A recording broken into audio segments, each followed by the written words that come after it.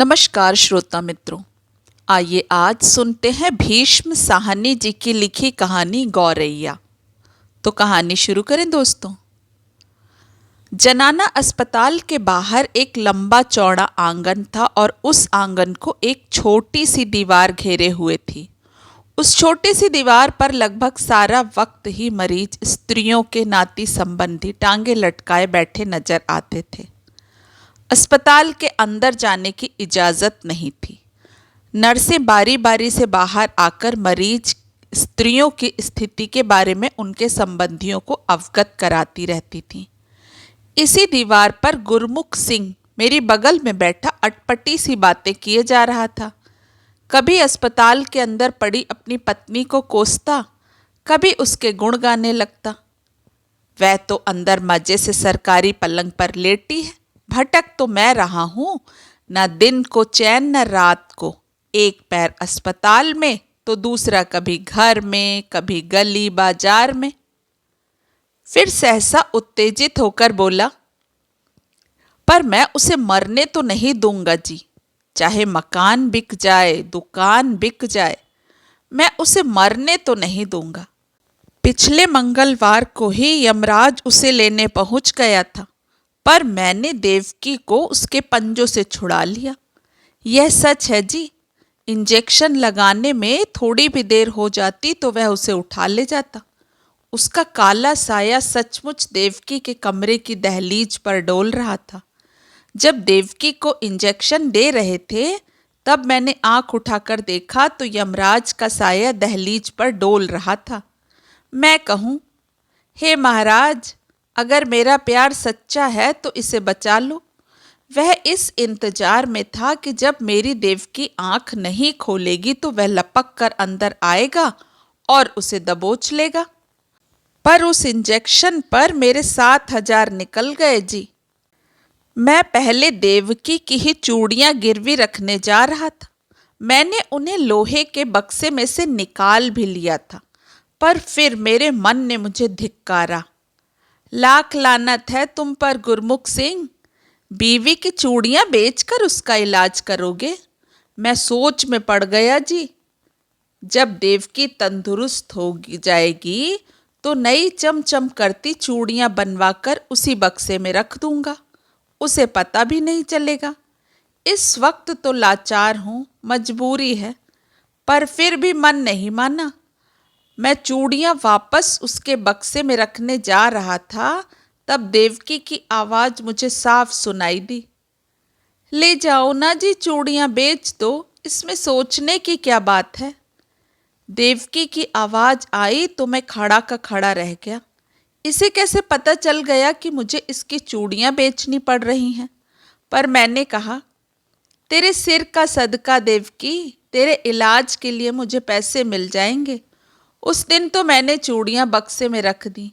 मेरा दिल टूक टूक हो रहा था। फिर तुमने चूड़ियां बेची? मैंने अचानक पूछ लिया। गुरमुख, जो अभी तक लगता था अपने आप से बातें कर रहा है, सहसा चौंक कर मेरी ओर देखने लगा। एक टक देखते रहने के बाद बोला, बेची जी, बेच दी चूड़ियां। चूड़ियां ही नहीं, मैंने अपनी दुकान भी गिरवी रख कर कर्ज उठाया है। वह तो 2 महीने से अंदर पड़ी है। इधर एक एक इंजेक्शन 7,000 रुपए का आता है। दवाइयों को तो जैसे आग लगी है जी। कहते हुए उसने अपने बास्केट की जेब में से एक टिबिया निकाली। 6,700 का है जी। इधर दवाइयों वाली दुकान से अभी अभी लाया हूँ। बड़ा हरामी दुकानदार है। उसने मेरी इतनी भी बात नहीं मानी कि अगर डॉक्टर ने कह दिया कि इंजेक्शन की ज़रूरत नहीं है तो वह इसे लौटा देगा। हरामी की औलाद। कहता था कि बिका हुआ माल हम वापस नहीं लेते। मैंने कहा, मैं कहीं भागा जा रहा हूँ। सामने अस्पताल के अंदर मेरी घरवाली पड़ी है। डॉक्टर ने कहा है इंजेक्शन ले आओ, पर उसने यह भी कहा है कि अगर ज़रूरत नहीं हुई तो नहीं लगाएंगे। अब अगर ज़रूरत नहीं हुई तो मैं इसे रख कर क्या करूँगा? अपने चूतड़ में लगवाऊँ? वह बौखला कर बोला। पर उस हरामी के दिल में रहम मर गया है जी।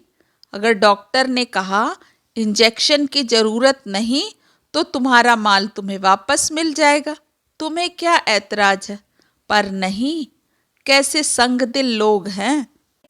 मैंने उससे कहा, चंगा माड़ा वक्त तो सबके साथ चलता है। मुझ पर इस वक्त मुसीबत आई है, कल तेरे लिए भी औखा वक्त आ सकता है।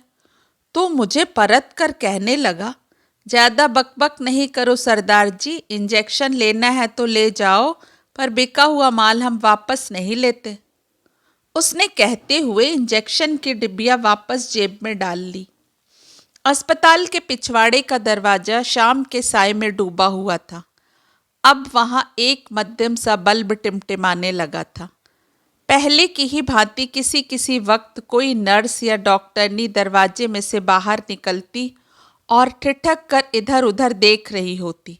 तब दीवार पर बैठे लोगों में से कोई न कोई झट से उठ खड़ा होता और लपक कर उसके पास जा पहुंचता।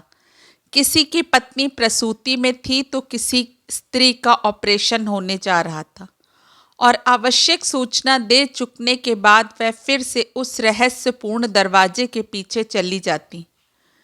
मेरी बगल में बैठा सरदार बोले जा रहा था, मैं कहता हूँ भली लोग, अगर तुम्हें बीमार ही पड़ना था तो कोई छोटी मोटी बीमारी पकड़ लेती।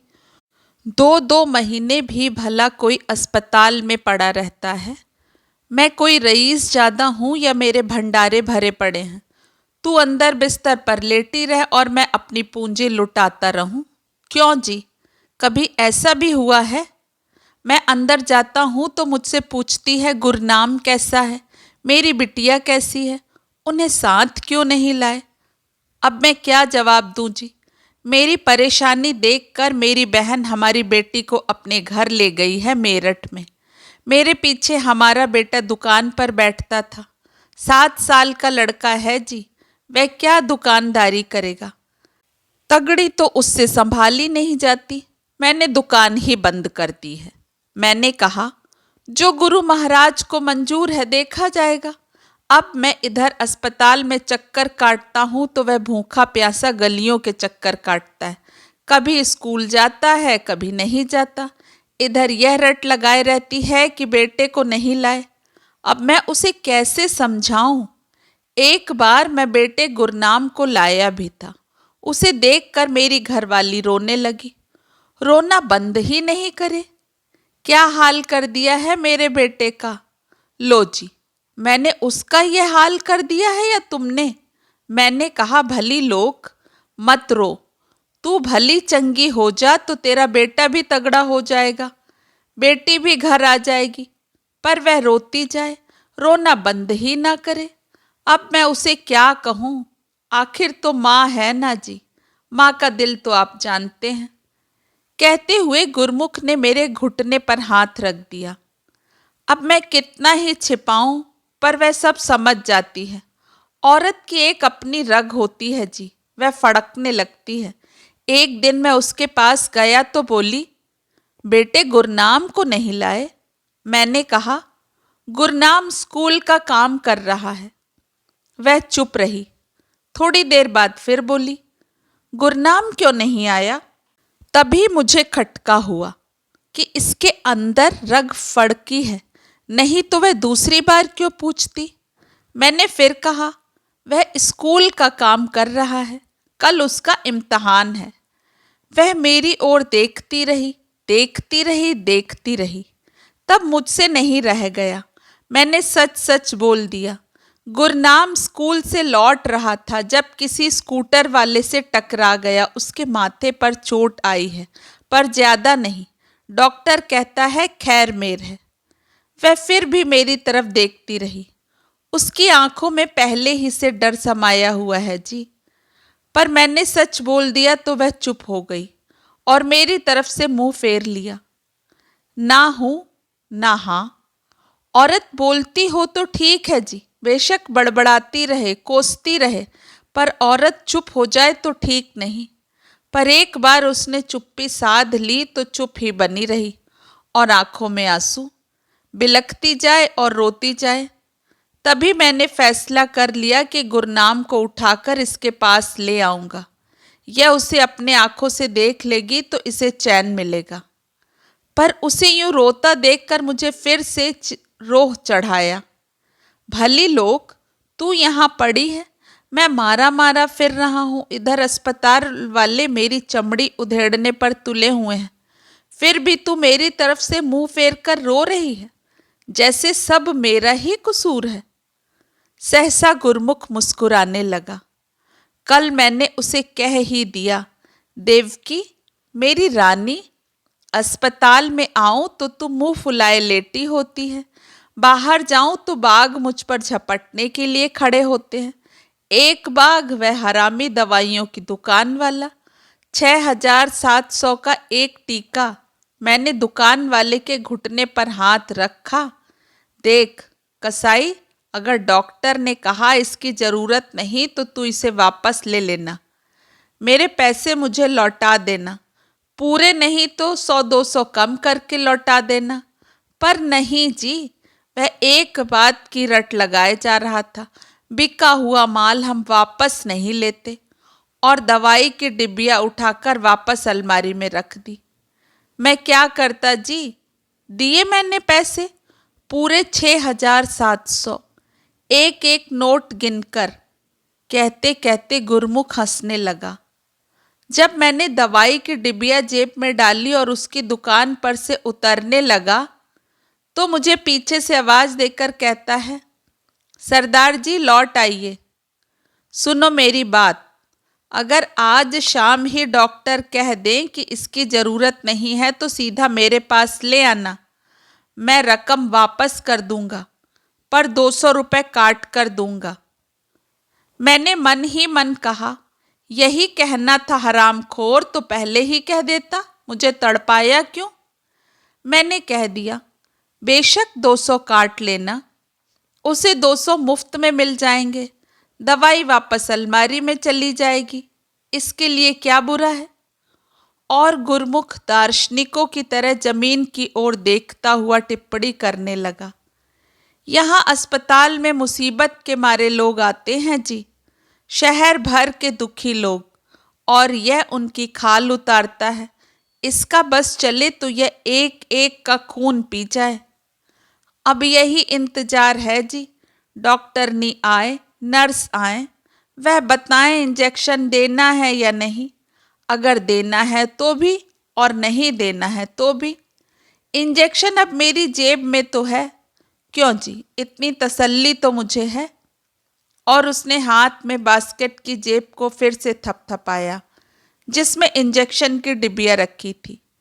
200 का खसारा लग भी जाए तो कोई बात नहीं, पर 6,700 का जूता तो नहीं पड़ेगा। अंधेरा गहरा रहा था और अस्पताल की दीवारों पर जब अंधेरे की परतें उतरने लगती हैं तो वे पहले से भी ज़्यादा भयावह लगने लगती हैं। सारे वातावरण में अवसाद घुल जाता है। अस्पताल की ड्योढ़ी में मध्यम सी बत्ती की रोशनी में कोई नर्स बाहर आती तो लगता किसी अंधेरी गुफा में से कोई भेद भरा संदेश लेकर आ रही है।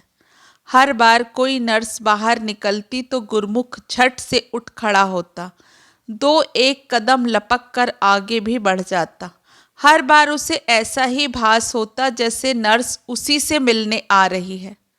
अंधेरा गहरा चुका था जब एक नर्स बाहर निकली। सदा की भांति गुरमुख उठ खड़ा हुआ, पर अब की बार वह चिल्ला भी उठा, नर्स नहीं डॉक्टरनी है। डॉक्टरनी आई और बास्केट की जेब में से इंजेक्शन की डिब्बियाँ निकाले वह लगभग दौड़ता हुआ उसकी ओर बढ़ गया। तभी जैसे एक कौतुक सा हुआ। गुरमुख भागता हुआ डॉक्टरनी के पास गया। उसके पास पहुंचने पर उसकी भाव भंगिमा से मैं समझ गया कि वह बड़ी बेताबी से उसे इंजेक्शन की डिब्बियाँ दिखा रहा है। डॉक्टरनी ने सिर हिलाया और गुरमुख बेहद उत्तेजित हो उठा और उन्हीं कदमों से डिब्बियाँ हाथ में उठाए लौट पड़ा सीधा दवाइयों की दुकान की ओर। पर अभी उसने 2-3 कदम ही बढ़ाए होंगे कि वह ठिठक कर खड़ा हो गया। डॉक्टरनी अभी भी सिर हिला रही है और उसके पास आकर उसका हाथ थाम लिया है। वह बराबर सिर हिला रही है। गुरमुख उसके पास खड़ा का खड़ा रह गया और दूसरे क्षण सिर धुनता हुआ जमीन पर बैठ गया और एड़ियां रगड़ रगड़ कर रोने लगा, बिलबिलाने लगा। तभी वह समझ पाया था कि उसकी घरवाली को अब किसी इंजेक्शन की जरूरत नहीं रह गई। मैं नहीं जानता इंजेक्शन की उस डिबिया का क्या हुआ, जानने की इच्छा भी नहीं हुई। उस दिन के बाद कुछ ही दिन बीते होंगे, मैं स्वयं अब अस्पताल में नहीं गया था। उसी रात मेरे घर बेटा हुआ था और 2 ही दिन बाद पत्नी घर आ गई थी। पर एक दिन टहलते हुए मार्केट की ओर जा रहा था जब गुरमुख को पार्क के निकट एक बेंच पर बैठे देखा। मेरा उसकी ओर मुड़ जाना स्वाभाविक ही था। मैं नहीं जानता उसने मुझे पहचाना या नहीं। पहले मन में संकोच भी हुआ कि मुझे देखकर उसके दिल में दर्द उठेगा। फिर यह सोचकर कि दर्द तो उठता है पर दर्द बांटा भी जाता है, दिल को ढांढस भी मिलती है। मैं चुपचाप चलता हुआ उसकी बगल में जा बैठा। वह मुस्कुराया। बड़ी खिली खिली मुस्कान उसके होठों पर खेल रही थी, पर उसकी मुस्कुराहट से मुझे यकीन नहीं हुआ कि उसने मुझे पहचान लिया है। उसकी बगल में 7 साल का लड़का बैठा था। मैं समझ गया कि वह उसका बेटा गुरनाम ही होगा। हमारे बीच बातों का सिलसिला अभी कायम नहीं हुआ था कि सरदार जी चहक कर बोला, आ गई मेरी रानी, आजा। फिर मेरी ओर देखकर मुस्कुरा कर बोला, देवकी आ गई जी, रोज आती है। मैं जब जाग कर उठता हूँ तो पहले से खिड़की की ताक पर बैठी होती है, फिर उड़कर अंदर आ जाती है, अंगीठी पर बैठ जाती है। गुरनाम स्कूल जाता है तो उसके पीछे पीछे उड़कर जाती है। माँ है ना जी, वह लौट कर आता है तो उसे अपने साथ लाती है, उसे घर तक छोड़ जाती है। मैं दुकान खोलने गया तो मेरी देवकी पहले से चबूतरे पर बैठी थी। उसे देखते ही मेरे दिल को ठंड पड़ गई। मैंने कहा, मेरी रानी ने चरण रखे हैं, अब कोई फिक्र की बात नहीं। आ जा प्यारी, आ जा। चिड़िया जो पेड़ की शाख पर से उतरकर नीचे घास पर आ बैठी थी, अब फिर से उड़कर पेड़ की टहनी पर जा बैठी थी। यह देखकर गुरमुख बोला, हम बातें कर रहे हैं ना जी, वह हमारी बातों में विघ्न नहीं डालना चाहती, यही बात है। गुरमुख ने अपने दोनों हाथ अपने घुटनों पर रखे थे और सामने की ओर देखे जा रहा था। तभी मेरी नज़र उसके कपड़ों पर पड़ी। पजामे के नीचे उसका नाड़ा लटक रहा था। वे मुझे अस्पताल ले गए जी, पर मैं वहाँ से भाग आया। मैं वहाँ क्या करता? अस्पताल में मेरा क्या काम? मुझे जब वहाँ ले गए तो मैंने गुरु महाराज से अरदास की, बाबा जी मैं यहाँ अकेला क्या करूँगा? यहाँ पर मेरी घरवाली देवकी भी नहीं है। बाबा जी पूछते हैं कि कहो तो तुम्हें देवकी के दर्शन करा दूँ। मैंने हाथ जोड़ दिए। महाराज, दर्शन तो उसके मैं रोज ही करता हूँ। वह रोज सुबह सवेरे मेरे घर पर पहुँच जाती है, पर जब मैं अस्पताल में आ गया हूँ वह मुझे कहाँ ढूंढती फिरती होगी। तो गुरु महाराज मुस्कुराए। उन्होंने हाथ ऊंचा उठाया। तभी जी घुंघरू बजने लगे, छोटे छोटे चांदी के घुंघरू। साथ ही फुहार भी पड़ने लगी, झिलमिल करती फुहार, जैसे झरना बहता है वैसी ही आवाज। तभी छम छम करती देवकी मेरे सामने खड़ी थी जी, छोटा सा घूंघट काढ़े हुए। उसकी नाक की नथ चमक रही थी और वह घूंघट के नीचे से मेरी तरफ देख देख कर हौले हौले मुस्कुरा रही थी। उसके सिर पर सलमे सितारे वाली ओढ़नी फिसल फिसल जा रही थी। तभी देखते देखते देवकी लोप ही हो गई जी। मैंने कहा, अभी तो देवकी यहाँ खड़ी थी, अभी कहाँ गई? अब मैं उसे कहाँ ढूंढूं? मैं जानता था वह लौट कर वहाँ नहीं आएगी। तभी मैं अस्पताल में से भाग आया। क्यों जी, मैंने ठीक किया ना? देवकी वहाँ नहीं है तो वहाँ मेरा क्या काम? पर जी, जब मैं घर पहुंचा तो देवकी पहले से खिड़की पर बैठी मेरी राह देख रही थी। तभी गौरैया झाड़ी पर से फुदक कर नीचे बेंच की पीठ पर आ बैठी थी। गुरमुख की बाछें खिल गईं। आ गई? अब आई हो तो जाना नहीं, तेरा कोई भरोसा नहीं। आजा, मेरे पास बैठ जा। 2 घड़ी दिल की बातें करेंगे। दुनिया के काम तो भली लोग चलते ही रहते हैं। मान जा, कभी मेरी भी मान जाया कर।